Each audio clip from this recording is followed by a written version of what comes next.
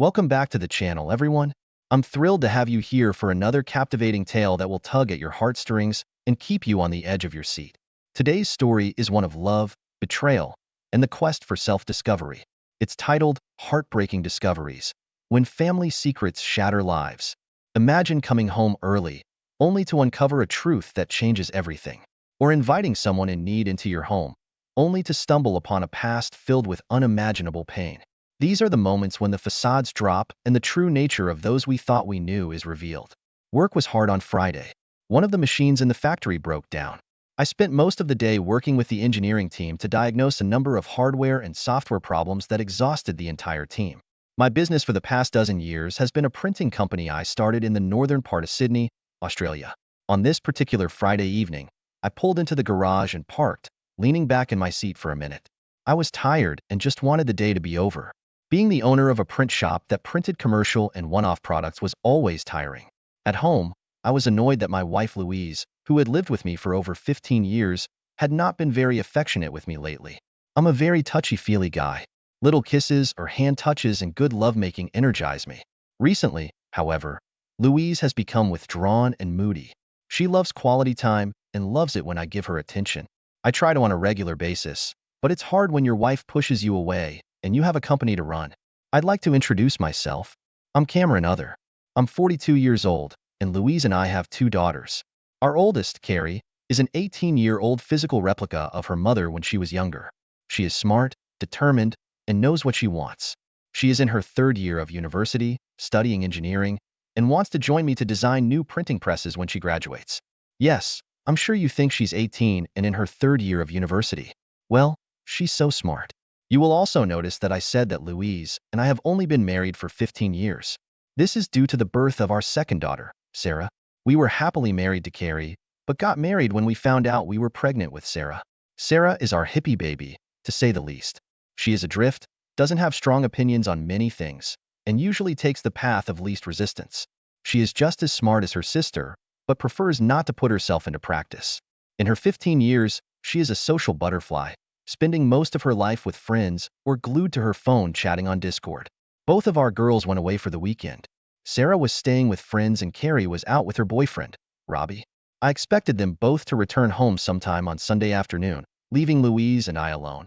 I sat there, reflecting on the past week and starting to push work out of my mind. With the girls out of the house, maybe Louise and I could work out some of our recent problems with a couple drinks and a little bit of a talk. I got out of my truck. A 2-year-old Ford Ranger grabbed my bag and made my way to the kitchen.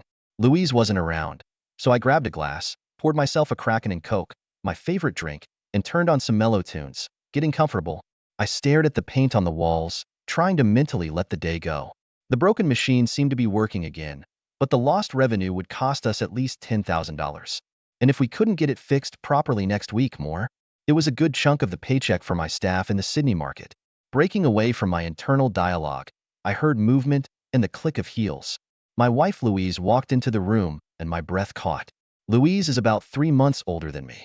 After giving birth to 2 children and reaching her 40s, she had put on a little weight, but she went to the gym regularly and ate right. So she kept her curves in all the right places. She was dressed up, ready to go out into the world. Her purse was almost empty when she set it on the table and looked at me. "You look good, my love," I said, and she smiled at me. I sighed, taking a sip of my drink.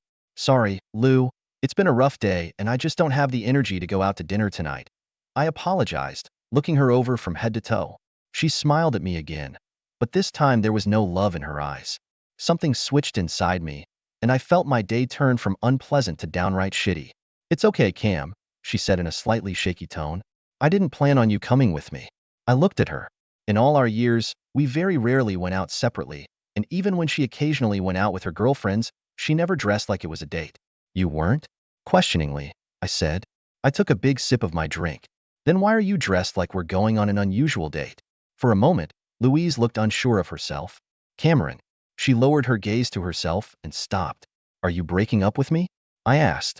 Louise was taken aback. "No, of course not, Cam." She tried to reach out her hand, but I pulled away and laughed bitterly. "Now you're going to tell me that we had nothing to do with this? That you have to do this on your own? You're going to tell me that you deserve this after raising 2 kids and dedicating yourself to our family?" I raised an eyebrow, looking at my rapidly deflating wife. I looked at her huge bag on the table. Judging by your bag, you weren't planning on coming home tonight. It's nice to see that after all these years, you're leaving our marriage so easily, not caring one bit what it does to us. I threw those words at her, my voice taking on an accusing, argumentative tone. Cam. She stopped and looked at me. I didn't interrupt her this time. She sighed and said quietly, we both work so hard and I know you do it for us. But I'm only going to be seeing Roger for a while. Roger? I mean Roger Fellworth, the general counsel at your job? Roger Fellworth, who is married and has 3 children under the age of 10. Is that Roger Fellworth? I asked. For a while, my wife answered nothing, but the panic in her eyes told her that I knew exactly who her lover was. This took her by surprise. She sighed again. Yes, Cam, that Roger. He's been so good to me these past few months. Since you haven't been here, he? Bullshit. Exploded I. What? Said Louise, surprised at my sudden outburst. You heard me, Louise. I said, bullshit. You're rationalizing your way into an affair. Sure, we work hard, but saying I wasn't here is bullshit and you know it. You're the one who's distancing yourself. I've been trying to spend time with you for months now, but you've been keeping me away. At least now I know why. You just can't K with me. I stood up abruptly, my chair scraping across the floor. Cameron, I'm not bitching at you, she stuttered. Tonight, I mean this weekend. We were supposed to have our first time, she said embarrassed. Right, so you'll be an even bigger slut if you cheat on me for not just one night, but the whole weekend. I glared at her and then turned and went into the kitchen for another drink. I was tired to the extreme after work, but I needed another Kraken. I was pouring a double when Louise stood in the kitchen doorway. She was angry and for the first time, unashamed of her feelings. Cameron Uther, I am not a whore and never have been. But unlike you and your first love, Rose, I have never been with another man in my entire life. Roger tells me that I'm not cheating on you because I'm telling you what's going on. It's only cheating if I'm hiding it. That's low. Lou dragging Rose into this is a low blow, and you know it. I almost growled at her, but at least she had the decency to look away. And you are deeply mistaken, dear wife. It's cheating if I don't accept it, and I don't accept you taking another man to bed. I assume your new man is having the same conversation with his wife? She stammered again. I don't know. Now she was looking at her shoes. I snorted, chugged a double Kraken Coke, and turned to look at Louise. Her face was a beautiful mask of emotion. He's probably lying about not being home and being impossible to contact. I changed tact. Has he kissed you yet? What? Asked Louise. It's a simple question. Has Roger Fellworth kissed you yet? I emphasized the question. She blushed. Yes. Well, that says it all, doesn't it? I tried to contain my anger. My wife has stopped paying attention to me, rejecting my attempts to get close to her while having more and more physical relations with another man. So I guess that's it. We're done, I said. Walked out onto the back terrace and slammed the back door so hard that the house shook. I sat down in a chair by our table on the back veranda, hyped up. A hard day's work. I wanted to come home to be with my wife, and now she was telling me she was betraying me. It must have been about 5 minutes before Louise appeared in the doorway. Louise came out, trying a softer approach. Cam, I love you, but I need to do this. I've just felt so stuck for the last year. Roger's been very understanding about it. So it won't be long, you'll see. I continued to stare out into the yard without looking at her. No, Louise, you don't understand. It would have helped you if you had turned to me. I was supposed to be your best friend, your partner. But you gave yourself to another man and robbed me of the opportunity to be there for you. And now I don't know if I'll ever be able to be near you again. She didn't move. Cameron, she said softly, firmly, but with a note of trepidation. You can't leave. Roger tells me that if you do, I'll take everything from you. I can take half your business, I'll get the house, the kids, and then it'll be easy for me to turn them against you. Her voice got stronger, and she walked forward, putting her hand on my shoulder. I turned and looked at her in disgust, jerking my shoulder away from her touch. Would you do that to someone you just professed your love for? You cheated on me, threatened me, and then believed you could get away with it? I growled. I wouldn't have wanted that, my wife answered me. But Roger told me that in a court of law, I'll always end up winning. You don't have much choice. I'm sure I'll work it out and get back to you. You'll be fine. You're stronger than me. For the second time that night, I stood up abruptly, but this time, with hatred in my eyes, I looked at the woman I somehow still loved at that moment. But the hatred and anger I was feeling took over. You selfish, unfaithful bitch, I hissed. She took a step back. You dare to profess your love for me, thinking that I have any intention of staying married to you from now on. And you tell me I have no choice. Well, screw you, Louise. You've shown me that I have no idea who you are. You're not the woman I married. It's like something alien has taken you over. The woman I loved would never say she would destroy me by using my children against me. So who the hell are you? Cam, she stuttered. I let the anger pass as suddenly as it had appeared, choosing the rational path for a moment to see if I could reason with her. Louise, if you love me the way you say you do, then stop all of this right now.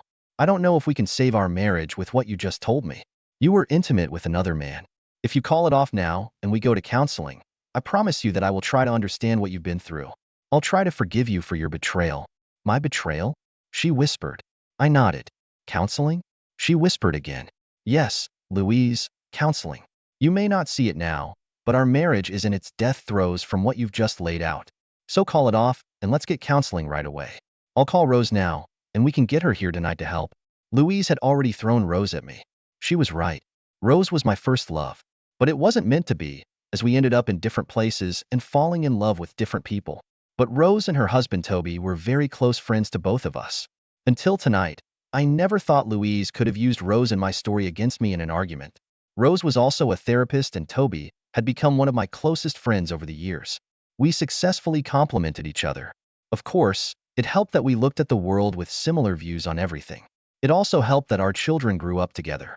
Robbie, Rose, and Toby's son and Carrie were as friendly as thieves from birth. They'd been dating as a couple since 5th grade. Had they been given a few more years, I know their relationship would have continued to grow with proper parenting. No, Cam, I don't want Rose at the center of all this, she said defiantly. She sighed. Look, Cam, I understand how angry you are. You may think I don't get it, but I do. I tried to correct her, but she held up her hand. Let me finish. You may think I don't love you, but I do. You're right in that those threats were wrong. I shouldn't have done them. However, that doesn't make them any less true. I looked at the woman standing in front of me, wondering if the alien spawn that had afflicted her brain was multiplying. I'll make you a deal. I know I hurt you. But Cameron, I'm going with Roger this weekend. I'll go to counseling when Roger and I are done. It may take a while, but if you feel counseling is so important to you, we'll go there when Roger and I are tired of each other. What about the girls? Asked I. What about them? Asked Laus. How do we tell them we're breaking up? Said I in an indifferent voice. Cameron, we don't. She stopped talking, suddenly sighing. We're not breaking up. I've already told you that sooner or later Roger and I will go our separate ways. I'll be back. The girls won't be affected in any way. I'm talking nonsense again. I looked at her. What about me while you're having fun with Roger? What about me? Where's the love for me? What? What do you mean? Louise hesitated again. Louise, I'm an affectionate guy, and you've pulled away from me. You haven't even kissed me in 2 weeks. I don't feel any love right now, Louise. So what am I supposed to do? She looked at me as if the thought had never crossed her mind. It hadn't occurred to her that I might need something. Some attention or care. I don't know. She lowered her eyes. Roger says I should be his for now. I exploded again, my emotions turning to frustration, rage, and sadness. To hell with Roger. Wait, that's what you're going to do and spit on your husband? Cameron, that's not fair enough. I almost shouted at her, interrupting her. You're telling me that denying me your husband because of a piece of shit cheating on his own wife and denying me your body is goddamn fair. Louise took another step back. I picked up my glass, drained the contents, and threw it at the concrete wall our barbecue was leaned against. It shattered, and my soul shattered with it. I slumped back into the chair. My shoulders slumped, and I felt hot tears running down my cheeks. We didn't say anything for a few more minutes until a loud car horn sounded from the side of our driveway. I looked at Louise, seeing the indecision on her face for the first time. I turned away to look at the table, feeling like an empty husk. Just go away, I whispered. I don't know if she heard me or not, but when I turned around, my wife was gone. I don't think I moved from my seat for about half an hour. The confrontation with Louise had devastated me more than I realized, but I was roused by the phone in my pocket. It was my daughter Carrie calling. She had forgotten her bag of clothes for the weekend and wanted to let me know she was on her way home with Robbie to pick it up. Sorry, Dad. Mom's phone went to voicemail twice, so I thought I'd call you. She happily informed me of this, blabbering on about Robbie's boarding house that she was going to go to for the weekend.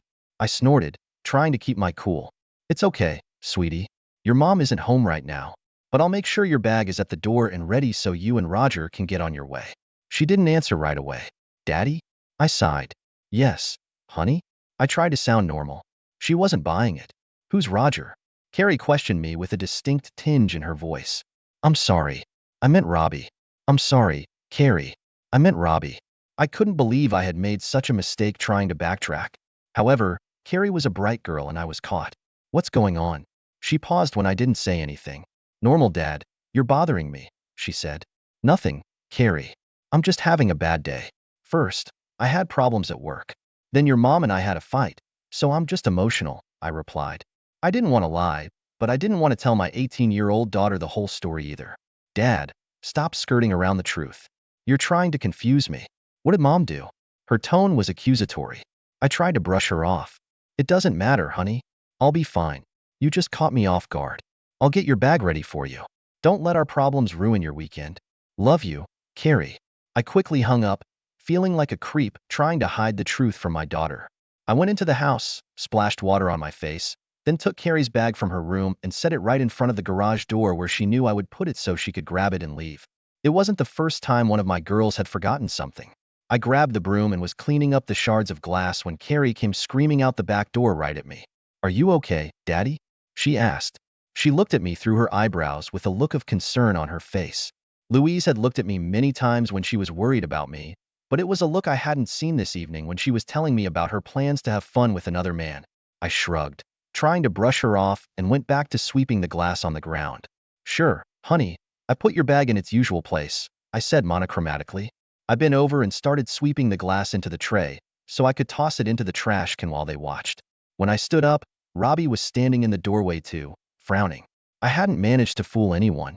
I pulled out a chair and lowered myself onto it. Carrie pulled the chair out and sat across from me, taking both of my hands and squeezing them.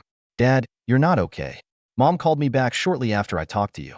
I heard she was in the car, and it sounded like someone else was with her. So what's going on? I looked at my daughter. I think she saw something broken in my eyes. The sparkle was gone. That damn bitch. My daughter almost shouted, hurriedly handing Robbie back. What's the matter, baby? Asked Robbie, sensing his girlfriend was upset. He looked at me. I still didn't say anything. I felt old, depressed. My mother is cheating on my father. She said it offhandedly. No. Really? Both Carrie and Robbie looked at me. I nodded my head slowly. She gave me an ultimatum and then left with her lover sometime before you called me, I admitted sullenly. They sat with me for the rest of the evening. Then at some point, Rose and Toby showed up. Robbie showed up with Thai takeout food, a fresh bottle of Kraken and wine. I slowly told all four of us about Louise's betrayal, her ultimatum, and everyone was shocked. Dad? Carrie asked. Doesn't Mom remember the prenup you both made? When Louise and I got married, I was starting my printing business. My parents gave me a six-figure sum to help with the initial capital. Their lawyers drew up a prenuptial agreement, which had several clauses in it. Specifically, if one of the spouses cheated, he or she would get only the clothes. 15% of the marital property and the house, cars, and children would be left to the offended party. The business always remained out of Louise's sight in any separation or divorce. I shook my head. I don't think your mom didn't think at all, honey. Remember, she told me it wasn't cheating if she told me about it. Carrie snorted. Daddy, cheating can't be excused whether she told you or not. It sounds like she's been cheating on you emotionally for months now. Sarah and I have noticed for weeks that something was wrong between you two. We just couldn't figure out what it was. I nodded, and then it hit me. Oh my God, Sarah. I need to talk to her. I need to let her know that everything is going to be okay. Carrie grabbed my hands again. Dad, please don't lie. It's not going to be okay. Mom killed something in you today, and I don't know if I can forgive her. She's still your mom, I replied. There was more whining in my tone than anything else. Mother or not, there's no reason for her to do what she did to you. She said it sharply, and then squeezed my hand again, softening. Sarah and I are going to be fine. I'll talk to her in the morning. She realized something was wrong too. We ate, and I found myself eating 3 servings of delicious Thai food despite my mood. However, after eating and talking to Carrie, Robbie, Rose, and Toby, I admittedly felt a lot better. Everyone? Do you mind if I talk to Cameron for a bit? Asked Rose a little later in the evening when the topics had moved away from Louise, and I felt a little put off. The other 3 took that as a signal to head inside. Rose sat down in the chair across from me that Carrie had left behind. She seemed to see the look on my face, then looked over her shoulder toward the back door where the other 3 had gone, then back to me, smiling. You have an amazing daughter, Cameron, said Rose. I nodded, looking back at Rose. Rose was a beautiful red-haired woman. Like I said, she was my first love. We dated for a few years in high school until we went to different universities. Then she fell in love with Toby, and shortly after that I met Louise and was infinitely in love with my wife until tonight. Rose and I were close despite or because of history, but neither of us would have ever considered betraying our spouse. The fact that our children were dating strengthened our family unity. Carrie and Robbie knew a little that Rose and I had dated when we were young. Neither of us hid it. We also knew that now that they were both 18, Carrie and Robbie were sleeping together, but we knew how much they cared for each other and didn't stand in their way. Carrie confessed to Louise and me that the first time they slept together was on Robbie's 18th birthday. It was her birthday present to him. Rose tapped my leg with her foot, bringing me back to the present moment. How are you, Cam? Don't lie to me. I know you almost better than anyone else. I shook my head. I don't, Rose. I mean, I knew it was hard for us, but this? I gestured to the air. Then more calmly, I still love her, Rose, but I hate what she did to us. I hate it and I want to scream. I want to cry. I want to hurt her and her boyfriend, but right now I still love her. I said this with an agonizing scream. Rose nodded, now in psychiatrist mode. How can you handle it, Cam? She asked. I stared at her for a moment. Rose, cut the crap. I smirked sadly. It doesn't work on me. Besides, I've known you too long. She smiled back, bringing me out of my reverie. But what can I do in response? Well, at the very least, break up, and more likely a divorce with all the terms of the prenuptial agreement honored. I begged her to stay. I told her we could get counseling. But what I got in return? Threats that she would take everything from me and then turn my girls against me. Rose nodded. Cam, you're right, and I think you know I can't be your counselor in this matter. I'm too close to both of you. So tomorrow we'll try to find you someone to talk to. But both Toby and I will be there for you through all of this. You know that Toby and I think everything of you? I'm sure Robbie and Toby are trying to talk your daughter out of wanting to destroy her mother right now. I don't think we've seen Carrie this pissed off since Candy Taylor asked Robbie to the junior high dance. She laughed. I laughed back quietly. You're right. Thank you, Rose. I'm sorry about that. You don't deserve to be in the middle of this. She pulled away from me. Don't worry, Cam. We're here for you. Trust me. If you were the one who dumped Louise, we'd be doing the same for her and talking about your destruction. I leaned back in my chair. Rose, I would never. Rose smiled at me. Relax, Cam. I know you wouldn't. That's why I wasn't shy about talking about it. You and Toby are two of the most loyal people I've ever met, and if you looked alike, I'd think you were brothers. Toby was relatively short, just over 5 feet tall, but he was stocky, muscular, with blonde hair and blue eyes. I have a mop of brown hair. Because of my job, I'm tall and trim, but not in Toby's league. I think that's why I fell in love with him.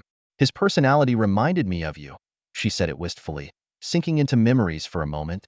We both laughed. It was an old conversation that had long since ceased to be awkward, proving that today, Rose and I shared a deep friendship. For the next hour, we discussed my feelings, mostly sadness and betrayal mixed with rage and a sense of numbness that I couldn't explain. But Rose understood. Later, we walked into the house and found Robbie and Carrie snuggled up on the couch. Toby was sitting in one of the other chaise lounges, watching a movie. Hi, everyone, I greeted.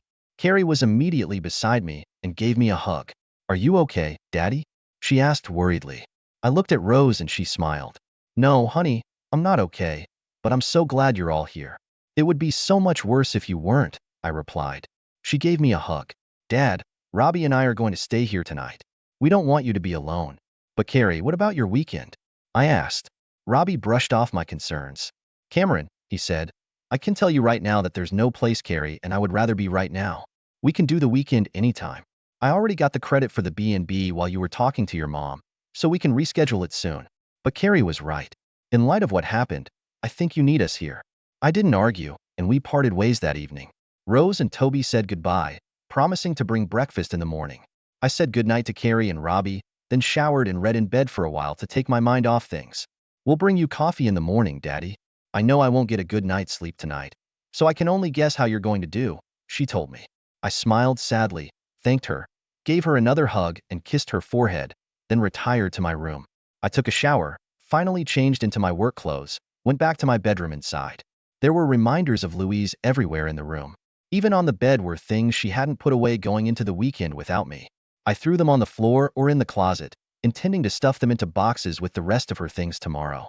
I was lying in bed on my iPad reading one of the latest books in the Spellmonger series, a fantasy series I'd enjoyed following over the years, when my phone rang. For a moment I thought it was Louise, but it was Toby, letting me know they were home and thinking of me. I thanked him by putting the thumbs up emoji. He replied that they would see us tomorrow around 9 a.m. I was about to put my phone down when a sudden thought hit me. I opened the Find My Phone app and sent a ping to Louise's phone. It sent a request for a location a couple hours away in the Blue Mountains, and I sighed. I took a screenshot to prove that she was running after me, and that got me thinking about our security system. We had one of those Swan security systems that recorded audio and video with cameras placed throughout the house, leading to a hard drive in a closet. We had 8 cameras dotted around the house. The ones in the backyard were set up to email Louise and I if they detected movement. However, all of the cameras kept a constant recording until the hard drive filled up, at which point the cameras began overwriting the previous content. The disk stored up to a week's worth of content for all 8 cameras, so I logged in and reviewed the footage from the back patio camera from tonight. Sure enough, the camera had captured footage of Louise and I discussing her infidelity when I went outside. I also checked the front camera and saw a large guy get out of a brand new BMW, greet Louise with a kiss, and then they jumped in the car and drove off. I now had an ironclad confession and a video of her leaving me to sleep with Roger Fellworth, as well as a ping from her phone proving she wasn't in my location. I pulled out my laptop, logged into Swan Security, exported the videos into an email along with instructions on how to start the divorce process. While I was agonizing over the wording for the lawyer and just attaching the videos to the email, the phone rang. It was Louise. She must have still been awake with her lover, having heard the Find My Phone signal. I switched the handset to voicemail. A moment later, I received a voicemail notification. I listened to it. Cameron, Roger, and I heard my phone beep. We're telling you now, don't do anything stupid. Sooner or later we'll be done, we'll talk, and then you can do things my way. If you do otherwise than I tell you, Roger will destroy you, and I will take everything from you. I heard Louise's words. Roger's giggling could be heard in the background. Yes, you little toady. Trust me, it's not forever. But if you ever blab to anyone, I will take a personal interest in taking you apart piece by piece until you lose everything. Your wife, your kids, your business, and let's not forget any respect you ever thought you'd have. When Louise and I are done, she'll come back to you. Just play ball and everything will be fine. As they hung up the voicemail, I heard them both laugh. For a moment, I was stunned. I'd heard a lot of rudeness over the years, but this guy's disrespect and outright arrogance shifted the focus in me, and I decided it was time to destroy them, not myself. I redrafted the letter, indicating that not only did I want to serve Louise at her work with divorce papers as soon as possible, but I also wanted to file a lawsuit against Roger Fellworth. A quick Google search revealed that Australia doesn't have an attachment alienation law, but I wanted my lawyer to do something. I wanted them to hurt. I also wanted Louise and Roger to be sued for loss of income within my own business, for either encouraging the affair or being unaware of the wrongdoing that was causing me mental anguish, causing my own business to suffer. I knew that these claims were unlikely to be pursued. However, simply suing all parties in addition to divorce and enforcement of the prenuptial agreement would be a huge blow to the couple's arrogance. So as I hit the submit button, I realized that I didn't have Roger's wife's information yet, but if I did, I would contact her and let her know what a cheating asshole her husband was. I'd like to say that after sending the letter, I slept soundly knowing I was taking action against the cheaters, but that would be a lie. I tossed and turned until the wee hours of the morning and even heard Carrie and Robbie get up before I closed my eyes. I listened. It sounded like Robbie was heading to his car to get the promised coffee. I put on my pants and shirt and headed for the kitchen. When I entered the room, Carrie saw me and hugged me tightly, asking if I had slept. I shook my head. Me neither, she replied. I tried, but I just couldn't. I just don't understand how Mom could do that to you, she complained. I mean to us, not just you. We talked about her university studies for a while longer, trying not to broach the subject until Robbie returned with 3 very welcome large cups of coffee. I sipped the glorious drink. I've always loved cappuccinos. The chocolate on top only enhanced the flavor of the coffee, dancing on my taste buds. Simultaneously, Carrie and I sighed. Robbie laughed. You're both exactly the same. He turned serious. So you haven't been sleeping either, have you? No.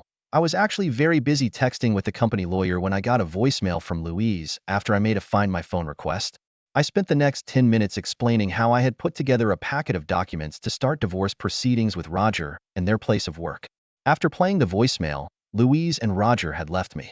I could see Carrie trying to hold back tears as she listened to the message. That woman is not my mother, she said quietly, wiping her eyes with a coffee napkin. My mother would never be cold enough to insult my father or allow another man to humiliate her husband like that. Robbie and I were in complete agreement. It was about 10 o'clock in the morning when we started wondering where Rose and Toby were. They told us they would bring breakfast around 9, so we started to worry an hour later. Robbie tried calling first his mom, then his dad. When he couldn't get through, I tried that too. I called Mom's house, the cafe where we always went for breakfast, and the owner, Josie, an elderly lady in her 60s whom we all knew by now, confirmed that Rose and Toby had picked up breakfast around 8:30 on their way to my place. As I hung up the phone, I was overcome with intense anxiety. I was packing my keys to go looking for them when Robbie's phone rang. He picked it up, and within a minute he was lying on the floor with a pale face. I took the phone from him. Hello, this is Cameron Uther. I'm the father of Robbie's girlfriend. Who am I speaking to? Said I. Mr. Uther, this is Police Constable Colin Sharp. I want to tell Robert the sad news. His parents have been involved in a major accident. I inhaled sharply, looking at Robbie lying on the ground, almost comatose. Carrie wrapped her arms around him, looking at me desperately. I asked a question. Are Rose and Toby all right, Constable? There was a pause. Mr. Uther, I take it that Robert can't talk right now? I replied that he was. Mr. Uther, can you get Robert to give me verbal consent to speak to you on this matter? I managed to get Robbie to say yes. The officer paused, catching his breath. Around 8:45 this morning, the Gettings car collided with an out-of-control B-double semi-trailer that had failed its brakes. As a result of the accident, their car was practically destroyed. I am very sorry to hear that Mrs. Gettings is currently in surgery. Unfortunately, Mr. Gettings did not survive. I think I turned just as pale as Robbie as I sank to the ground. Toby was dead and Rose was in surgery. I cleared my throat. Which hospital? I asked hoarsely. Carrie started talking about the hospital in a panic. I could see she was on the verge of tears, too, realizing something serious had happened. I swallowed hard. Now is not the time to lose my temper. They are both in the Royal North Shore Hospital. May I assume that you and Robert will be there soon? She asked. A note of sadness could be heard in her voice. She acted professional, but I could sense that the stranger was having a hard time.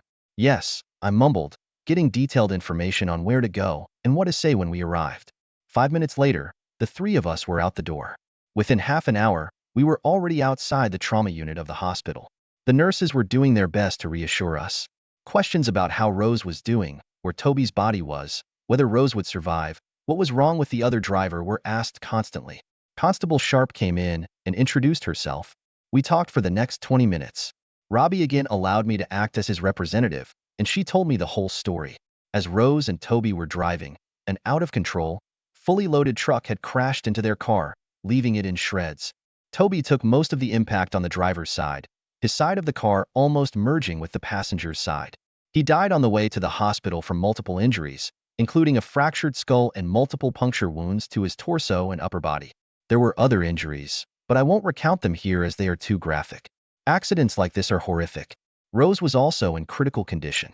She also had a small skull fracture, multiple lacerations, and 2 broken legs. However, the most serious problem for Rose was the loss of her left arm, as well as part of her left forearm. The surgical team worked diligently to stitch up the wound as well as repair several other puncture wounds. Rose also suffered severe blood loss due to the inability to stop the blood flow.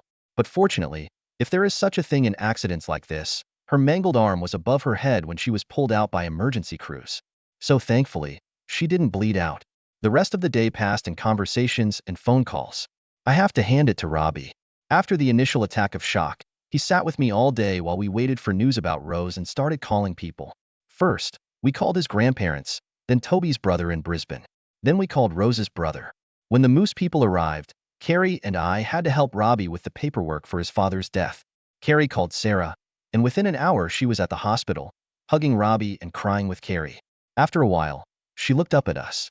Where's Mom? She asked innocently. Carrie and I looked at each other. She's not coming, Carrie said bitterly. Sarah looked at Carrie, then at me. I take it this is Roger's doing?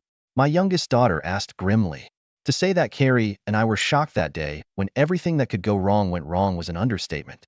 Sarah, are you telling me you know something about your mom and Roger? I asked quietly. Sarah nodded her head solemnly. Fresh tears began to roll down her face. A couple weeks ago I saw Mom bring in some new underwear and I asked her if she bought it for you, Dad. I watched her shoulders slump. I had to pester her for a few days, but at one point when she didn't tell me the underwear was for you, she took offense at me and then blabbed that it was for a date with some guy named Roger, saying you didn't have a chance to see him. Sarah, why didn't you say anything? There was an accusatory note in Carrie's tone. I don't know. She looked at Carrie. We were talking about mom and dad living apart lately. I didn't know what to do and I stayed as far away from home as possible once I found out what I didn't want to know. I didn't want to run into mom. She looked at me. Or with you, sorry, dad. I hugged her. It's okay, baby girl. I wish there was something I wanted you to say. I didn't know until last night, but it's okay. She started to cry. I'm so sorry, Daddy. If I had said something, maybe Aunt Rose and Uncle Toby would have. She never finished the thought. Instead, she broke down. That night, we left only to shower and change. I brought Carrie and Sarah home. We cleaned up, then Carrie drove her car back to the hospital with Sarah and I followed them. I think it was about 4 o'clock Sunday morning when Rose was brought in from surgery. She was all bruised in critical condition, but alive. She will be in the ICU for at least a few days. They wanted her to recover and make sure there was no brain damage before taking any further steps. Even despite his grief, Robbie was gracious to the doctors and asked to meet the team of surgeons who labored for hours to save his mother's life. I have never been so proud of my daughter's boyfriend and sincerely hoped that one day I could call him my son-in-law. We spent the rest of the day at the hospital. I took home my laptop and phone chargers after receiving confirmation that the paperwork had been drawn up and was ready for delivery to Louise, Roger, and their place of employment on Monday morning. I was relieved to note that I had a damn good lawyer, better than Roger I was willing to bet. I also contacted my duty managers at work to take over the workload for the week as we had a family tragedy and I needed time. I didn't bother telling them I had more than one emergency, but they knew their business and kept me on my toes. One piece of good news was that one of my support team members was able to fix the remaining problems on the car that broke down on Friday throughout Saturday. In the afternoon, we started working with Robbie on planning Toby's funeral. Robbie left a message with their family lawyer for instructions. As long as Rose was doing well, he wouldn't be needed, but Robbie wanted to be prepared. We talked about the funeral for a few hours and after lunch we were joined by Edwina, Rose's mom, an older woman in her 70s, but still as witty as ever. She hugged her grandson and then gave me a big hug. Edwina had always treated me like a son. She loved Toby, but always spoke of me in joking tones as the one who left her daughter. She informed us that Camille, Toby's mom, would be coming to visit us at the end of the week as soon as she found someone to drive her from the retirement village since she couldn't drive. After lunch we talked easily. Edwina sat with us in the hospital waiting room as we had planned. I wondered if we would be moved on. However, when I asked the nurse if we needed to move, she shook her head. No, that unfortunately happens more often than you expect, but as long as it's not too crowded, you can stay. We know the grief you're all going through right now, and I understand that you need to be near Mrs. Gettings while you wait for her to wake up. I smiled, thanking her for her answer. Time flew by as we all talked and reminisced. Louise was only mentioned in passing, and as soon as Carrie brought Edwina up to speed about Louise, anytime no one was watching her, a grim frown would appear on her face. It was about 8 o'clock on Sunday evening when I answered the call on my cell phone without looking. All of our phones had been ringing off the hook all day as news of Toby's death and Rose's injuries spread. Hey, this is Cameron Uther speaking, I said as I watched Robbie hug Carrie and look into each other's eyes with a smile. I watched as they exchanged the words, I love you, followed by a kiss. As they mourned each other, they fell even more in love. That's no way to call your wife. I heard Louise scolding me on the phone. I told you not to make waves, or you'll regret it. Roger is fierce and will take you out if you say anything to anyone. Where the hell are you, Cameron? You're supposed to be home when I get there. I don't know what had happened to Louise over the weekend, but if there was anything left in her of the insecurity or regret I'd seen on Friday night, they'd been taken away by the stroppy woman who was now on the phone with me. Louise, I uttered. The contempt so evident in that single word. All the talking around stopped. Everyone looked at me at the same time. It's me, you great grouch. Where are you and where are the girls? If you tell them anything I told you, I'll turn them against you. So you better go home, or I'll make you sorry. I hung up the phone halfway through. I wasn't interested in threats. Tomorrow Louise would find out that her neatly constructed narrative was falling apart. The whore just got home, I shrugged. We could hear her father, Sarah said quietly. I don't know why you even picked up the phone. I spent several hours today talking one-on-one with my youngest daughter. She apologized over and over again for not saying anything. But after hearing the extent of her mother's deception, she was almost as angry at her as Carrie was. Daddy, in the divorce I'm going to live with you. Okay? Said Sarah to me out of the blue as we talked earlier. Of course, baby, of course, I said as I hugged her. Coming back to the present, I looked at a smiling Sarah. It was instinct. I answered the phone without thinking. It just took me a moment to get my bearings. The next moment my phone rang again. Louise's, of course. Over the next 10 minutes, she tried calling a dozen times. Then she tried calling the girls. After half an hour, Carrie had had enough of it. What? She shouted into the receiver. Picking it up, Louise reprimanded our oldest daughter for her tone. Mom, stop it. I have absolutely no interest in talking to such a lying, cheating bitch right now. I'm here with my family, including my sister and father. We're in mourning right now, and we don't need you interfering with our grief. I could hear Louise shouting a string of curses and swear words into the receiver that I didn't think she could ever put together, let alone say them to her daughter. The bottom line was that she thought Carrie was talking to her about the breakdown of the relationship between Louise and me, not about Toby's death and Rose's life hanging in the balance. I realized that Louise had no idea what had happened. Louise continued for another minute before Carrie interrupted her. Mom, I have no intention of putting up with your yelling anymore. And before you start, yes, Dad told us everything too. So you should know I have no interest in living in the same house with you. You're a whore, Mom. You had a man who loved you and children who adored you as a role model. Now you've traded your father for a mate who's likely to drop you like a hot potato, and you've lost the respect of both of your daughters. She paused. Obviously her mother had spoken. Yes, and Sarah and I, yes, Sarah told us what she knew. My dad is good for forgiving her, and she hates you as much as Dad and I do. So pack your suitcase, Mom, because none of us want you around when we get home. She paused again, listening. No, Mom, I won't tell you where we are or when we get home. Why don't you call Roger and go to him? She paused falsely for half a second. What's that?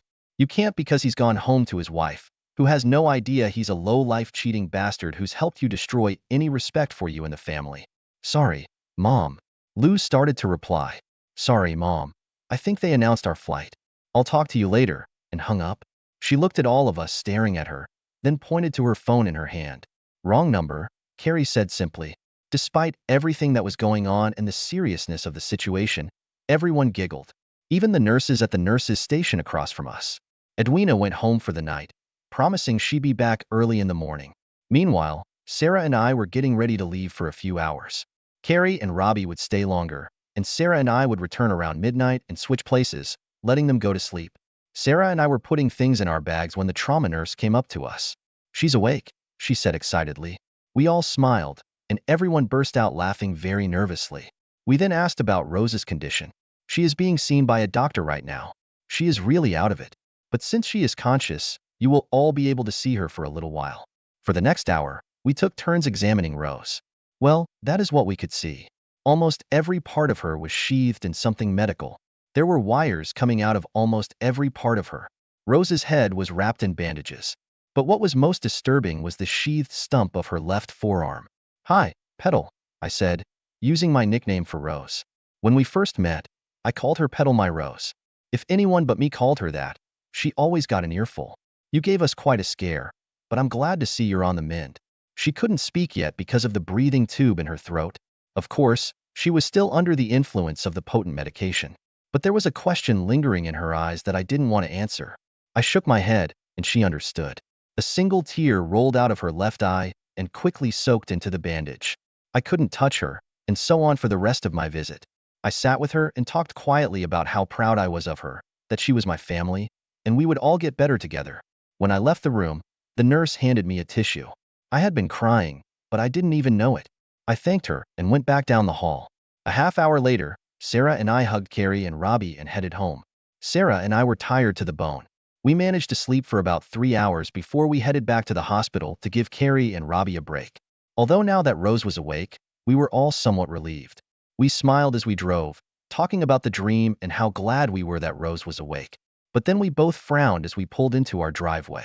There was a strange BMW X5 parked in our driveway. Shit, we muttered at the same time. I saw that the front lights were on and drove past, making a U-turn and pulling over to the curb in front of our house. We saw the curtains move, but the door didn't open. Should we go in or just leave? Sarah asked Sarah. I shrugged and sighed. We should go in, sorry sweetie, but I don't think it would be safe for me to drive too long today without a break or caffeine. So I suggest we go in. You'll go to your room, close the door, and try to ignore what I'm sure will be an unpleasant conversation. Are you sure, Dad, that I can stay with you? I smiled. Sarah hated confrontation. That was one of the reasons she hadn't said anything to me.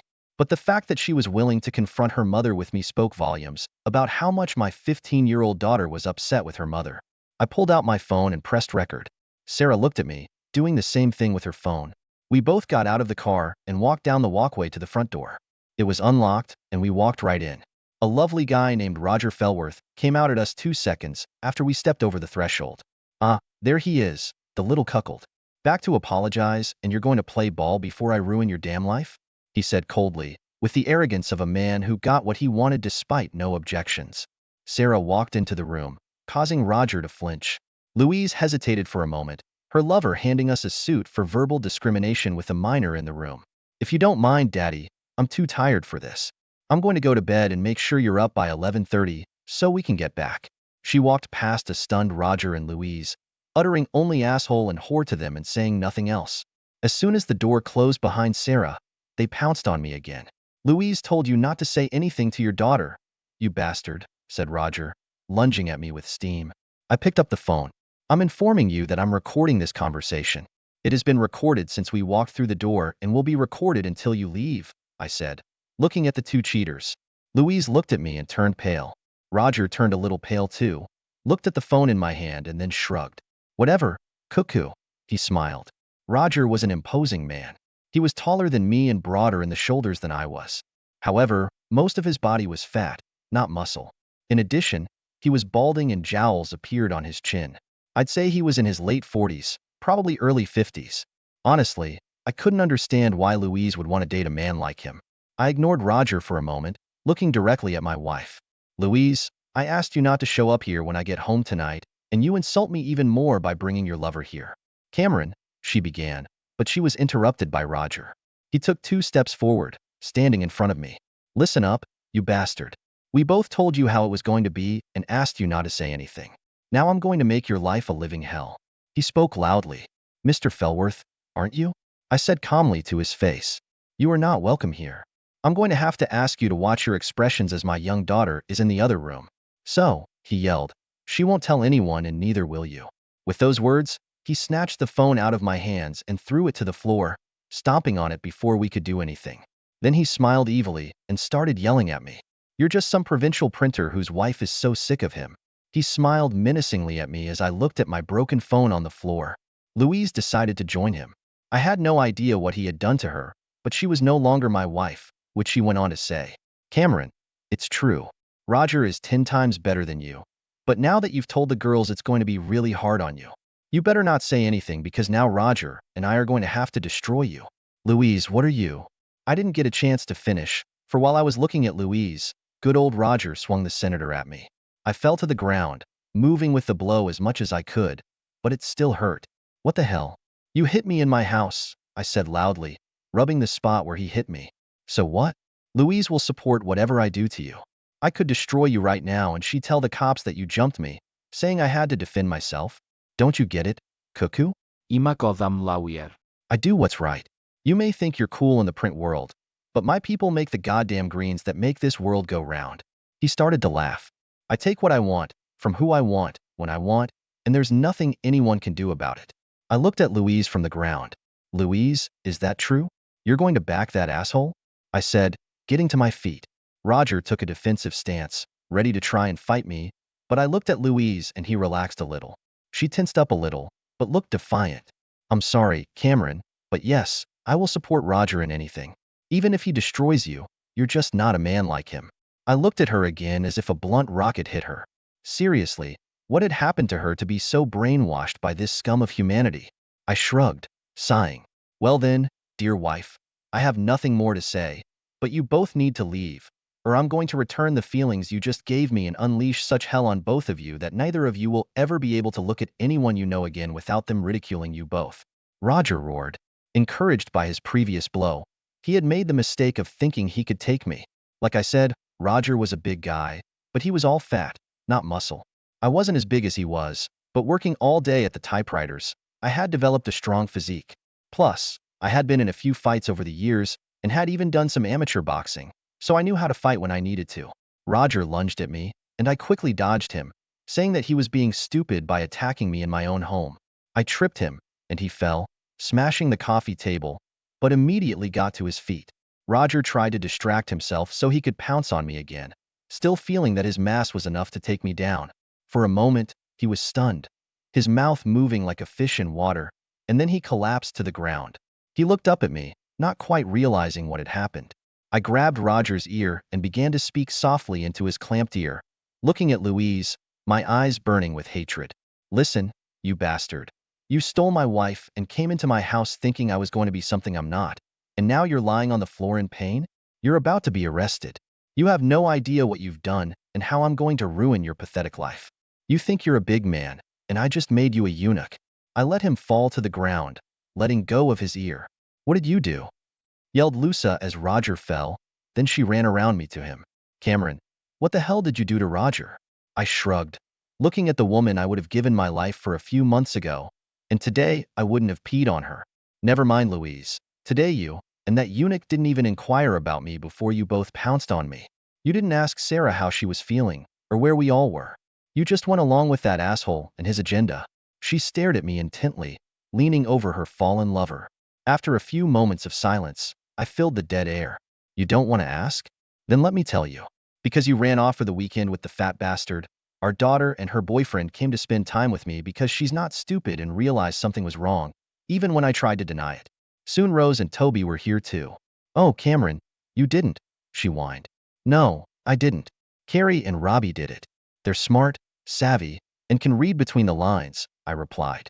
Anyway, they came to their senses to be near me, unlike you, and then went home, promising to bring breakfast Saturday morning while we figure out what to do with you and Loverboy. I glanced at the groaning Roger on the floor. Anyways, I said, stretching the word, knowing the hard part was about to begin. My voice trailed off. Rose and Toby were on their way here with breakfast from their mom when they were hit by an out-of-control car. Toby died, and Rose is fighting for her life in the hospital. It was all over the news, so if you and not Zach had bothered to watch the news or even ask, you would have found out that because of you, one of our friends is dead, and another may not live. I let that sink in, but after a moment, Louise had the nerve to growl at me. It's not my fault, Cameron. We told you not to say anything. If you'd kept your mouth shut, they'd be alive. It's your fault they're dead, not mine. No, it's not, Mom. It's your fault, our daughter said, standing in the doorway. She looked at me. The police and ambulance are on their way. She looked at her mother again. I have no idea who you are, but you're not my mother, and it's your fault Uncle Toby is dead, not Daddy's. If you hadn't cheated on Daddy, this never would have happened.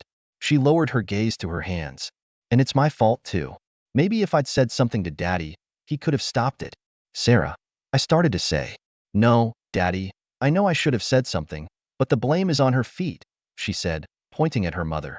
She retreated to her room again, and Louise and I just stared at each other. We could already hear the emergency sirens, but no one said anything when two police cars appeared and chaos suddenly reigned. Louise tried to explain that I had attacked Roger, and he was moaning on the ground. When asked if it was her husband, she, stammering, explained that it was, but that I had beaten Roger anyway.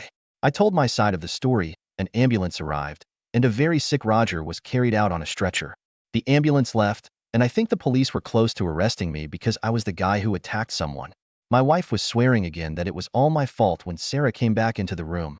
I'm sorry, Mr. Officer, she said to the guy who was questioning us, but I have a recording that confirms everything my dad said, including that this man said he would kill my dad and that my mom would lie to protect him from my dad. She held out a USB drive to the officer. What, like, Roger smashed your phone? Asked Louise, not realizing that the police officers were still in the room listening. Mom, Dad had a premonition that something might happen, so when I went to my room, I put my phone at the base of the door to record everything. She looked at the officer. I'm sorry, but after everything I've heard, I have to say that I don't feel safe around my mom. Could you please not make me stay with her? But she said she would support this man no matter what he did to Daddy. I heard him hit my dad at least once, so I'm scared. Sarah moved over to me and hugged me while looking at her mother. After that, things didn't matter. Sarah, as a minor, had evidence, and she testified against Louise. So my wife was arrested and taken to the gatehouse for the night. When Louise was taken out, she looked at me but didn't say anything. After all that had happened, we had no time to sleep, so as tired as I was, we showered and changed clothes. Then I had some coffee and drove back to the hospital. When we entered Rose's room, Carrie and Robbie were sitting in some chairs leaning on each other. When Carrie saw my face, she gasped. What happened, Daddy? As she saw a bruise start to form on my face where I had been hit, we spent the next few minutes explaining her mother and Roger's visit. I then explained that I had punched him in the balls to make him realize I wasn't a cuckold. We heard a muffled grunt from Rose and found her waking eyes looking at me sadly. Rose, I said, stammering. I'm sorry, Petal, if I had known you were awake. I blanched, realizing that I had participated in Toby's death before her eyes. Of course, she knew when I admitted it earlier, but I still should have been a little more delicate. I saw that her right hand was moving slightly, like most of her body. It was covered in bandages. At least one of her fingers was broken, but she tried to lift her hand, and I was instantly by her side, trying to grab it without hurting her further. Are you okay, Rose? Can I get you anything? Do you need a nurse? I asked, and then added. Blink once to answer yes and twice to answer no. She blinked twice, then 3 times, slowly, but twisting her unbending fingers on my arm. I didn't move for the rest of the night. The next few weeks passed very quickly. Louise's parents released her from jail on bail the next day, and then started calling me all kinds of names until Carrie brought them out into the open. When Louise went to work a few days later, she was just in time to receive the divorce papers from the bailiff, and then see the same bailiff handing the papers to the owner of the company. As a result, Louise found herself on unpaid leave, suspended from work until the case was heard, and by the end of the day, living in her parents' spare room. She returned to the house while Carrie and Robbie rested, and they watched her like hawks as she packed up her things, and then proceeded to her parents' car in shame. Carrie hugged her grandparents, but made it clear that her mother would never be in the house again. In Carrie's opinion, after the fight with Roger and I, not only did she think her mother was a shameless slut, but she had blood on her hands from the accident. It took most of the first week before they decided to take Rose's breathing tube out, even though she was conscious. But when they did, her first hoarse words were directed to me. Cameron, are you okay? I recoiled. Rose, how can you ask that? She smiled sadly. I'm fine, sweetheart. I knew about Toby before you told me. I had high hopes, but in the moments after the accident, we were stunned but came to our senses. We professed our love for each other, but somehow he knew he wouldn't make it, and I did. Now she was crying. After I woke up the first time, I was so out of it, but I remember your eyes confirming that he was gone. I sat down on the chair next to the bed and took her right hand in my hands, still damaged but intact, unlike her missing left. She whispered to me in a conspiratorial tone, even though it was just the two of us in the room at the moment. I had a dream last night, but in the dream Toby came to me, and he was beautiful. He wasn't hurt and he looked fine. She smiled. He told me he was fine. It was his time. The accident was no one's fault, not even Louise. I looked at her, and her smile faltered a little. I know exactly, just like Toby. No one to blame. Anyway, he told me he loved me, but now it's my job to take care of you. Cameron, he really did love you like a brother, and he was so upset about what happened to you. I looked at her. Rose, you're the one who needs to be taken care of. Seriously, haven't you noticed that you don't have an arm? She laughed, lifting her stump slightly. I'm completely armless now, aren't I? I couldn't help myself. I snorted. I guess it's my job now to help you when you need it, I replied. She groaned, then laughed good-naturedly. I'm serious, Cam. I miss Toby a lot, but I feel peaceful in that dream, and he made me promise to take care of you. I held up my hands and she giggled. I smiled back. Okay, you win. You can look after me. Rose looked smug, but only after you leave here. Until then, I have to look after you. Unlike those first 2 weeks, the next few months passed slowly. If I wasn't at work, I was in the hospital with Rose. If I wasn't at the hospital, I was packing up at home. The girls and I decided we would sell the house and move. There was a place in North Sydney, near Crow's Nest, that I was able to buy at a reasonable price, and also got a decent deal on our current place. The new house was smaller, but was close to transportation and the medical center.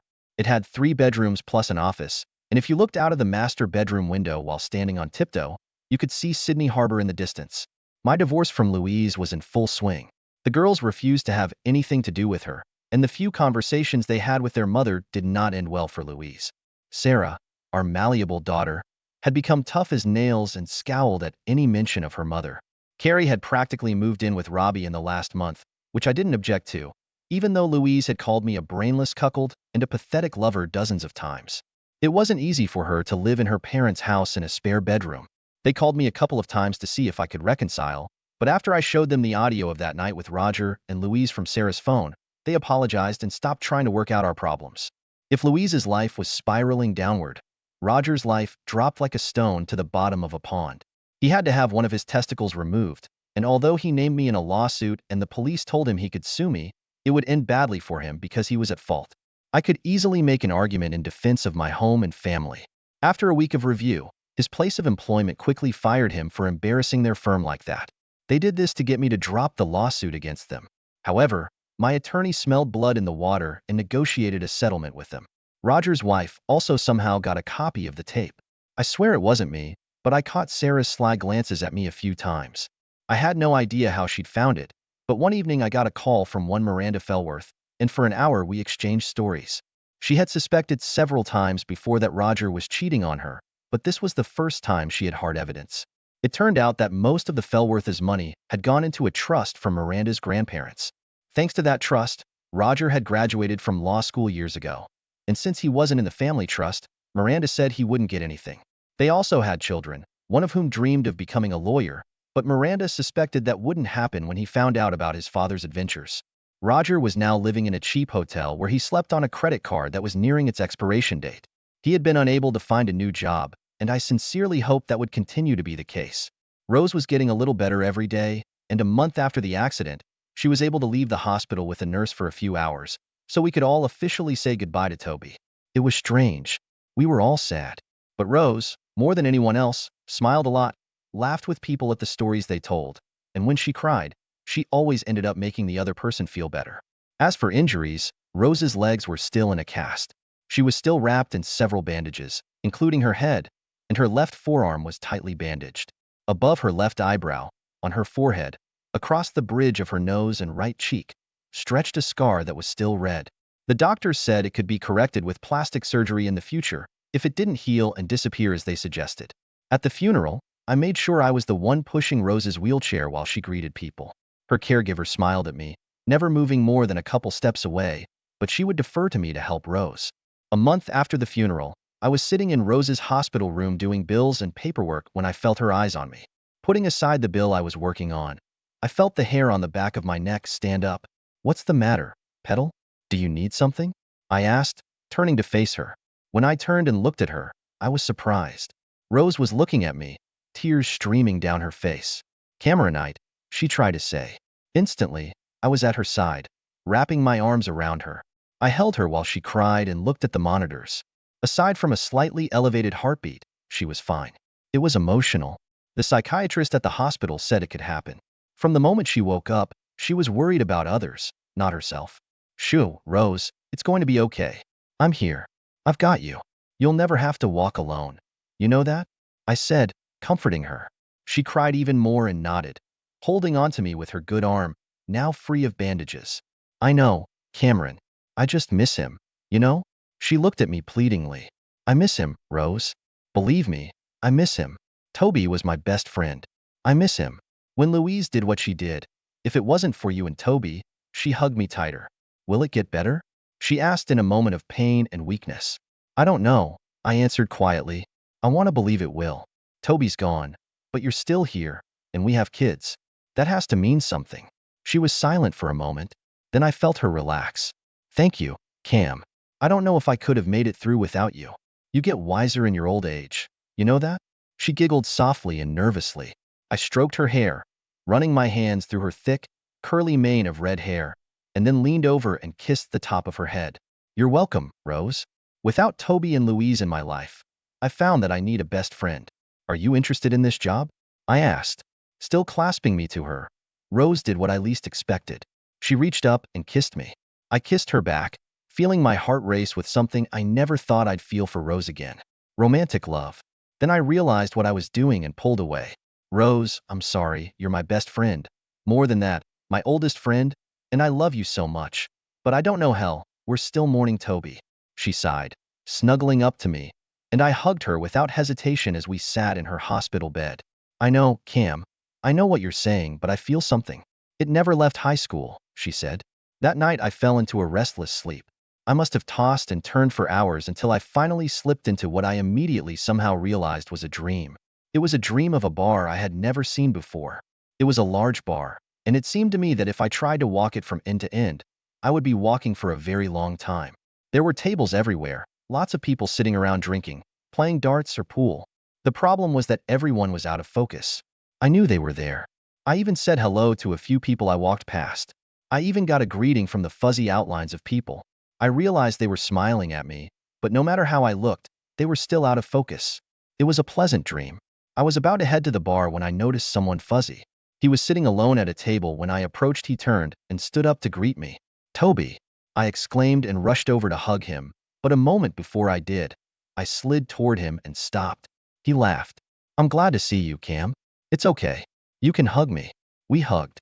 Then I pulled him against me, looking at him. He looked as good as he did the night before the accident. He caught me looking him over and laughed again. You look great, buddy, I said. Somehow I know it's a dream, but it's so good to see you. He smiled. Then we sat down at the table. I had a Kraken and Coke in front of me. Toby had a pint of Guinness, and we sipped our drinks for a while. Ah, he sighed. Good stuff. He looked at me. So, how are you, Cam? He asked. I deflated a little, the dream becoming reality. Not great, buddy, I replied to my best friend's dream. Divorcing Louise is a pain. The girls are angry all the time. I'm trying to support Rose in her recovery, but it's hard and I feel like I'm just drowning in it all. Toby nodded. What about you and Rose? He asked, raising an eyebrow. I leaned back in my chair and thought for a minute about what Toby was like in the dream. He smiled at me, continuing to raise an eyebrow. What about us? I asked. Come on, Cam. We've been friends for more years than I can imagine. You're my closest friend. I know things about you and Rose that would make anyone blush. I know you love each other. I snorted. Of course, Toby. She's as close to me as you and Louise. Without the two of you in my life, she's my closest friend now. I want her to get better. He sighed. I understand, Cam. But what about the kiss this afternoon that bothered you so much before you fell asleep and came here? You can't say it didn't mean anything, can you? Of course, an image would arise in my subconscious of my best friend, throwing it at me to make me feel guilty for kissing his wife. I looked at my friend. I know it was more than nothing, Toby. I love her. Always have. He smiled at me. I panicked. Buddy, Rose was married to you. Louise was married to me, sure. We dated and even took our first steps with each other. But, Toby, this is your wife we're talking about. How can I cheat on you with her? Cameron, he said seriously. I'm dead. His tone was sad but definitive. You both can't cheat on me. Rose, like you, has so many years ahead of her. She needs someone to love and protect her as much as I do. Look, Cameron, you said yourself that Louise is already out of your life, or will be soon. And you do love Rose. He looked at me for a moment, and I felt like the real Toby was weighing something important, not a figment of my imagination. Rose loves you too, Cameron. Of course she's hurt by my death, but she desperately hopes you won't leave her. In her heart, she holds the same love for you that she holds for me. She probably loves you more than she loves me since you've known her so much longer. I mean it. I didn't know what to answer. You know, he leaned toward me as if he was about to reveal a secret. If Rose and I hadn't met when you were apart, she was going to hunt you down and force you to marry her. What? Said I, nearly choking on my rum. How the hell do you know that? She told me. He smiled. I snapped back. How could she tell you? You're just my best friend's dream that for some reason my dormant mind uses to help me figure things out. Rose never said anything to me about it. So how could you know? Toby laughed. Cam, look around you. At the walls, at this pub. This isn't just a dream. And I'm not just a figment of your tortured mind, he said. Bullshit, I replied. Cam, it's true. I'll prove it to you, he told me. How? Replied I, skeptically. He held up 3 fingers. 3 ways, he said with a note of humor in his voice. The first? He raised his index finger. When you get to the hospital tomorrow, ask Rose what my last words to her were. I snorted. I already know that. You were in the car, and you told each other you loved each other. Toby smiled, shaking his head. Well, that's partly true, but after that, when we both realized I wasn't going to make it, I became calm. Somehow I knew Rose would see me the next day, and my last words were, love Cameron all your days. I started to reply, but Toby raised his hand, extending 2 fingers this time. Secondly, Louise is going to show up at the hospital tomorrow. It's not going to be pretty. Toby, this is not the way. Third, he said, interrupting me, this time raising 3 fingers. My mom will bring Rose and you each an awesome chicken salad sandwich from the Asian sandwich shop in North Harbor, So you know she was thinking of you both while she was driving. She'll be wearing yellow sandals. I looked at my friend. He laughed at me again. Toby, how can you know it's a dream and you're dead? I said to my friend. He touched his nose like it was a secret. Honestly, I'm not at liberty to say, he told me. It's a miracle I was allowed to meet Rose and you at all. But I was asked to meet you and I did. I am happy to be able to spend some more time with you. I didn't believe him, but I had to admit that I was happy to see him too. So if that's what happens, what am I supposed to do? Marry her? I asked. Toby laughed again. That's up to you, my friend. But if you marry Rose, you have my blessing. He raised his glass and dragged me from the booth to the dartboard. Now that's something I couldn't say while I was alive. But love her fiercely, Cam, and I'll be proud to be your best friend no matter what you choose. For the next hour, Toby and I played darts, drank, and at one point seemed to be singing bar songs. We were even joined by other customers, though I still can't remember them offhand. Well, except for one other guy.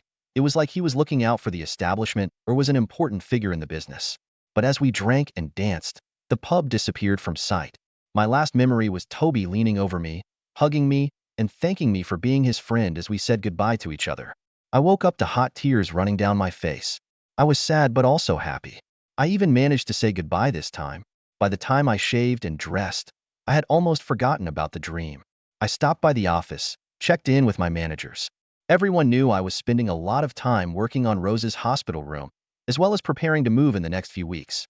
My assistant prepared all my paperwork for the day, took the ones I had worked on yesterday, and then escorted me to the conference room where I worked with the managers on my floor for an hour before heading to the hospital. It was around lunchtime when I arrived, and Rose smiled as I entered the room. The doctors reported that although she still had a long way to go, she would be able to go home in a few weeks. She had been complaining for days that she was tired of her hospital bed, and although she had managed to get a bed with a window, she wanted to get out of the four walls. I was happy for her. The fact that she was settling in at home would help her a lot. We were talking about her sleeping in her own bed when Toby's mom Camille walked in. I didn't know Camille as well as Rose's mom Edwina, but we were casual friends, and she smiled as she entered the room. She said in a warm, friendly tone, "You look so much better today, and Cameron is so dressed up and handsome. You're so good to take such good care of Rose. I know Toby would be proud of you," she said, leaning over to kiss Rose. At that moment, I noticed the yellow sandals on her feet and froze. Rose noticed the blood rushing from my face. "Cam, what's wrong?" Both Rose and her mother-in-law looked in the direction from where I was looking at Camille's feet. "Is something wrong with my shoes, Cam?" asked Camille, frowning. "I bought them yesterday on special order." "No, I'm sorry, Camille," I replied. "Sorry, it was a dream last night. Your shoes just reminded me, that's all," I said, trying to brush the thought away. Rose looked at me for another minute while Camille fussed. "Oh, before I forget, I picked up your lunches from an awesome Asian sandwich store in North Harbor. They have the most amazing chicken sandwiches," she said, excited and eager to tell me how they make them with everything they can fit in two hands for only $6. When Camille said the words, chicken sandwiches, I, sitting down at the table, mumbled them along with her. "Cam, are you okay?" asked Rose, concerned. I looked at Rose, then at Camille, at the sandwiches in her hand that she was unwrapping for us, and finally at her yellow sandals. It was a dream, I told myself, just a silly dream. I tried to convince myself that it was a coincidence. I tried to justify myself by telling both ladies that I was just tired. Camille didn't know me well enough to object, but Rose threw me a look that said we'd talk about it later. So we ate our sandwiches, and Camille was right. They were amazing. Imagine layer upon layer of chicken, lettuce, tomato, cheese, beets, pineapple, salt, pepper, and fantastic fruit relish placed between two pieces of very soft but crusty bread. And you have a lunch that will make your taste buds dance. After lunch we sat and chatted about nothing, mostly about the weather and how we would get Rose home. I had already started to relax, stopped worrying, and was sinking into the afternoon lull when Louise walked into the room. Louise was dressed in jeans and a blouse. Her hair was pulled back into a bun. She didn't look bad to be honest, maybe a little thinner than the last time I saw her, but still not bad. She had a bouquet of flowers and a wrapped gift in her hands, but she waltzed along as if it was meant to be. She walked as if the last few months had never happened. "Oh, Rose, it's so good to see you. You look good no matter what," said Louse. She looked around the room, then noticed me, and suddenly her demeanor changed. "Cameron," she growled. "What are you doing here? It's your fault Rose is here and Toby is dead. You have no right to be here. As soon as I divorce you, I'll make sure Rose is looked after, and she'll never have to see your ugly face again." I rose to my feet. Storm clouds were gathering. "Get out," said a thin voice. Everyone turned toward the bed where Rose was crying, turning away from everyone toward the window. "Rose, it's okay. I'll get Cameron out of here," Louise said. "No, he's staying and you're leaving," she said, tears slowly streaming down her face. I took a step towards Louise. "Louise, you need to leave," I said sternly. "For once, listen to me. You have to leave." Louise jumped up from her seat. She threw the gift on the floor. A distinctive cracking sound was heard. The flowers were thrown into the wall. I took 2 steps, standing between Louise and Rose lying on the bed, with Camilla standing stunned in the background. Louise broke into a tirade. "What the hell, Cameron? What the hell did you say to her? She knows it was your fault that Toby died, doesn't she? Why on earth would she think I had anything to do with her accident or you? You're the one who needs to go. I'll look after Rose. Stay with her to make sure she's okay since she lost her husband." Then she looked at Rose's stump where her left arm used to be. "And if she loses her arm, I'll be happy to take care of her." I growled. "What the hell do you think you can come here after 2 months of silence and think you have any right to talk to Rose?" "Cam," I gestured to the bed behind me. "Rose lost her husband. I lost my best friend. The kids and I have been here every day since the accident. Where have you been?" I started rambling. "Cameron," the voice repeated. I continued. "I know why you're here. You lost your job, your parents got tired of your slutty ass in their spare bedroom, and you decided to manipulate Rose by trying to live off her until she got tired of your shit." "Cameron," insisted Rose's voice for the 3rd time. I whirled around to face Rose, angry at being interrupted, at the adoring face of my best friend, and immediately my anger melted away. "I'm sorry," I mumbled. "It's okay," Rose replied. She turned her head and looked straight at Louise. "Louise, you need to leave. With the way you've been treating Cameron, not to mention that little tantrum you just threw. It shows you're not my friend. And don't you dare use Toby's death as a crutch to blame Cameron. You've turned into a vile, disgusting creature. I'm ashamed I ever called you my friend, let alone trusted you for years." Louise started to object, but Rose raised her stump. "Leave it, Louise. You can't stay with me. I am no longer your friend. You are not welcome here. Should I call security to escort you out?" asked Rose to my ex-wife. "Rose," Louise pleaded. "This isn't fair. No one is." "No, Louise," Rose interrupted, anger rising in her voice. "What's not fair is that my husband is dead, and I'm crippled for life because you chose to shag your husband, who is one of my closest friends." The room grew quiet, the only sounds coming from the hallway. No one said anything, and then there was the frown on her face that I used to associate with Louise's denial of everyone around her and life in general. She shifted her gaze from Rose to me, back to Rose, back to me again, and finally back to Rose for the last time.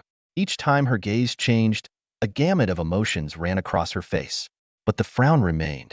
When she looked at Rose one last time, the venom came out. "Well, screw you, Rose. I can see how it goes. You hypocritical cunt," she growled. "Well, you can shove whatever help I was going to give you up your ass and—" She didn't have time to finish before I grabbed Louise under the arm and dragged her from the room. I turned down the hallway to the nearest exit outside, slammed the fire doors shut again, and dragged Louise after me. Thankfully, they weren't panic doors. Louise hissed and swore the whole way, still yelling in the direction of Rose's hospital room. I knew it wouldn't take long for the guards to show up. I turned to my wayward wife. "Louise, I don't know what the hell is happening to you. I don't know what switched you from a loving wife and caring friend to a hellish bitch, but it stops now," I told her forcefully. "Louise, thank God. Shut up," recoiling backwards. "Cameron," she said. "No, Louise, you're done. You've destroyed every relationship around you, from your daughters to your friends to me. No one, and I mean no one, wants you within 100 meters of us. You've turned into a narcissistic bitch who doesn't seem to care about anyone around you." The doors opened and 2 burly security guards stepped out. They spotted Louise and I. "Are you all right, Mr. Other?" asked Peter to the larger of the 2 guards. I waved him off. "Fine, Peter." Louise was just a bit agitated and upset to see Rose in the hospital bed. She was on her way out, though, wasn't she, Louise? I cast a glance at her. The guard wasn't fooled by my words, ready to massacre Louise. Instead, she looked at me, then at the guards, shrugging her shoulders. "Sure, I'll see you later, Cameron," she said. I shook my head. "I hope not." The 3 of us watched Louise leave. They then escorted me back to Rose's room where Camilla and Rose were whispering. After making sure Rose was okay, the guards left. The cleaners came in to clean up the mess in the room, and 20 minutes later, Camilla came out as well, hugging me tightly. Thanks, Cameron. Now you look after her. She needs you, Camille whispered as she hugged me and left to catch her elevator home. Are you okay? I asked Rose, sitting down on her bed. It was just the two of us now. I took her right hand and squeezed it. She snorted. Isn't that what I should have asked you? I shrugged. It's been a weird day, but now with Louise, I felt, I don't know, calmed down. But no, I think it all started with that dream last night. Rose raised her head and looked at me. The dream? I nodded. Yeah, I couldn't sleep last night when I got home. I blushed. I think she realized that our kiss was partly to blame. Anyway, I couldn't sleep. I tossed and turned, and when I did, I dreamt about Toby in the pub. Rose nodded, almost understanding. It was weird. I knew it was a dream, and it was a big pub, and there were other people there, but it was like they were out of focus. Rose finished for me. Her eyes searched mine, and I think my surprise was noticeable.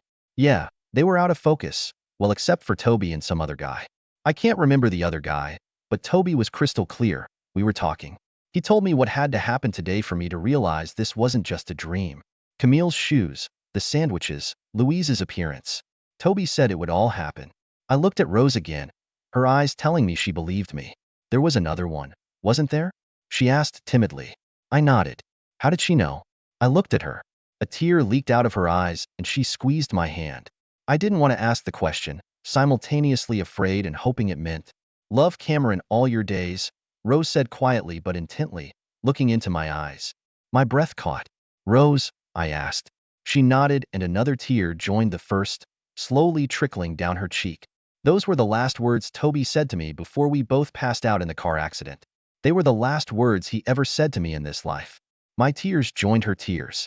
How did you know? Whispered I. Quietly, almost a whisper. Toby in the pub when you told me. I knew. He met me there too, told me how brave I was, but that I needed to let you go and love you like I always have. He told me that you wouldn't be able to ask the question when the time came, but that I had to tell you our last words. With those words we fell into each other's arms. I wrapped my arms around Rose in the fading light of noon, and we cried. As we cried, we spoke quietly of the man we knew. Friend, lover, husband and father. We mourned our common loss together, growing even closer in our shared grief. Evening came. The noise of the hospital continued. Rose made room for me in the small hospital bed, and we continued to hold each other as best we could. Both of us suddenly tired. Finally, as we fell asleep, I kissed the top of her head and whispered, I love you, Petal. Rose snorted slightly in response and replied, I love you too, Cam. After that day, we got progressively better. The kids, Sarah, Carrie and Robbie, found us the next day huddled together on the bed under a hospital blanket that the nurse must have thrown over us during the night. Sarah clapped her hands when we woke up, and they all stood looking at us in our sleep. I kissed Rose gently on the lips, getting up and stretching. Carrie smiled and kissed Robbie. In the morning, we explained most of yesterday to Louise, omitting the part about sleeping with Toby. Later that week, we all agreed that Rose wouldn't be moving home after she was discharged, but would move in with Sarah and me. Our new apartment was closer to the hospital, so we decided that Carrie and Robbie would stay in Rose's apartment, and they would rent out the other 2 rooms to other university students, with my and Rose's consent, of course. By the time Rose was discharged, she was no longer wearing formal casts, but was using rigid cloth ones that could be removed as needed so she could continue to heal.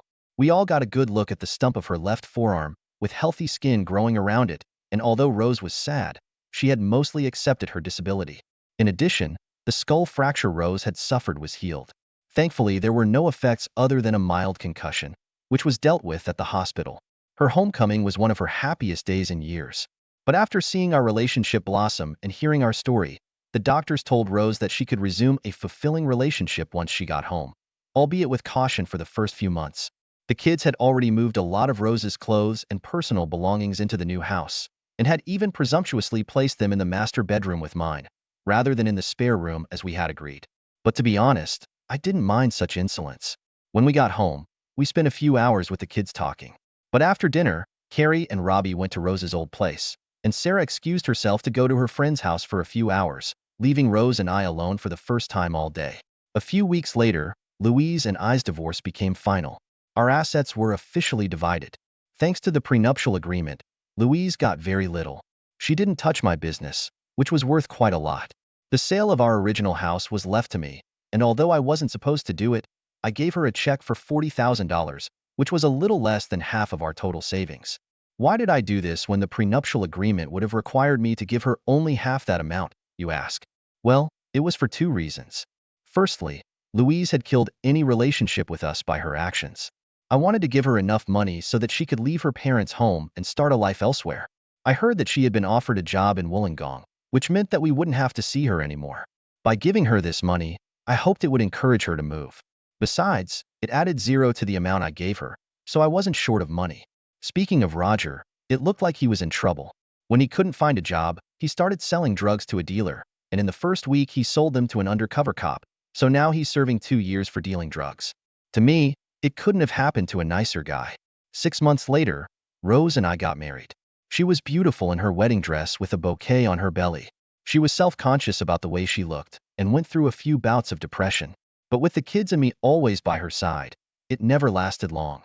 Rose also changed jobs, but after getting a degree in psychology, she began counseling those who had lost limbs like herself. 2 years after we were married, the government honored her on Australia Day for her contribution to helping those with disabilities in need. In her speech, she thanked her family and friends and then called me on stage, citing me as the main reason for her success, because I supported her as she got back on her feet after her accident. It was a stressful time. Rose and I did several media interviews. We even appeared on a couple morning shows talking about the physical and mental challenges of people with physical disabilities. My wife was wonderful despite her handicap, never letting anyone see her worry or cry. Yet in those moments when she was down, she knew I was there to help her get up again. Rose and I's love grew every day, and although we had our disagreements, we always forgave each other and never went to bed angry with each other. After the award, we didn't see Louise for about 3 years. It was Carrie and Robbie's wedding. They had graduated with honors in their chosen fields, had good jobs, but wanted to start a family while they were young. Carrie didn't want to invite her mother. In 3 years, they'd spoken twice, and both times they'd been a little wordy and unfriendly. But I persuaded her to invite Louise for the simple reason that she had given birth to Carrie and should be able to celebrate the fact. In the end, Carrie agreed, but asked that Louise be seated at one of the tables with the regular guests, not the relatives. I shrugged. I didn't care where my ex-wife sat as long as it wasn't next to me and Rose. I just wanted Carrie not to look back in later years wishing her mother had at least attended her wedding. In the end, a compromise was reached.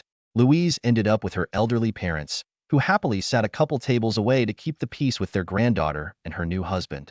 As is always the case with ex-wives at weddings, I ended up at the bar and got myself a Kraken and Coke. It wasn't on the bill, but since I was paying, I could take what I wanted when Louise came up to me, leaning on the bar next to me. She ordered a glass of white wine, then turned and looked at me. "I've never asked for forgiveness, have I?" she asked bluntly, but it was more of a statement than a question. "No," I replied, turning around and looking at the crowd. Rose, Sarah, and Carrie were standing at the other end of the room, laughing about something. I smiled. "But then again, I never thought you would be," I told her, finishing the sentence. Louise sighed. "You're right. I wasn't myself then. A complete and utter mess I made of myself," she said.